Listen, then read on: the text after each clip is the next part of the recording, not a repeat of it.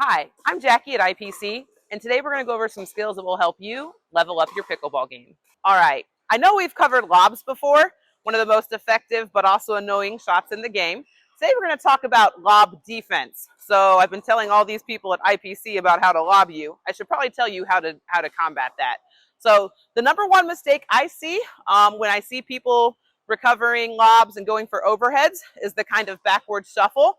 Definitely want to avoid that. That's not only ineffective, you don't cover a lot of ground and you're probably not getting to your lob, but it's also really dangerous. I can lose my balance easily like this and I can fall down.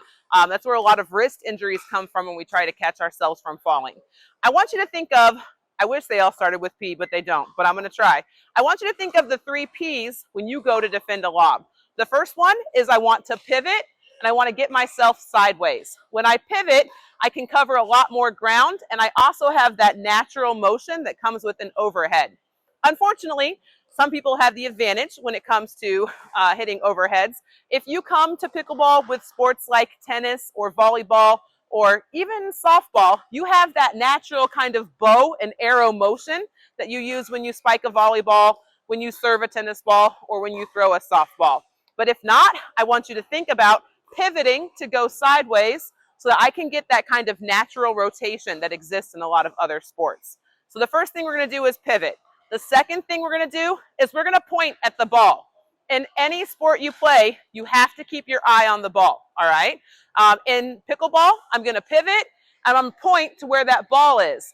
This helps me know the right time to swing. When I can point at that ball and the ball gets low enough so that it hits my finger when I'm pointing, that's when I know I need to start my swing. I don't know if you've ever been on a court when you are swinging at an overhead and you whiff or miss it, but hopefully this will help eliminate that. So I'm going to pivot, I'm going to point, and then I'm going to replace. Once that ball gets low enough, I'm going to replace my hand with my paddle, right? I might need to shuffle some if I have to go back or I have to go forward, but pivot, point, replace. And so I'm going to have James hit me some overheads, and I'm going to do my best to show you what I just talked about. So I'm up here, ball goes up, I pivot.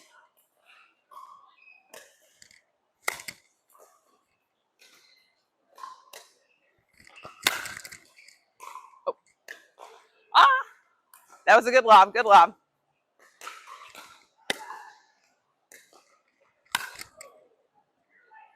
I'm going to pivot, point, replace. Oh my goodness, sorry, James. All right, so just remember when you're fielding a lob, when you're hitting an overhead, you want to pivot, point, replace.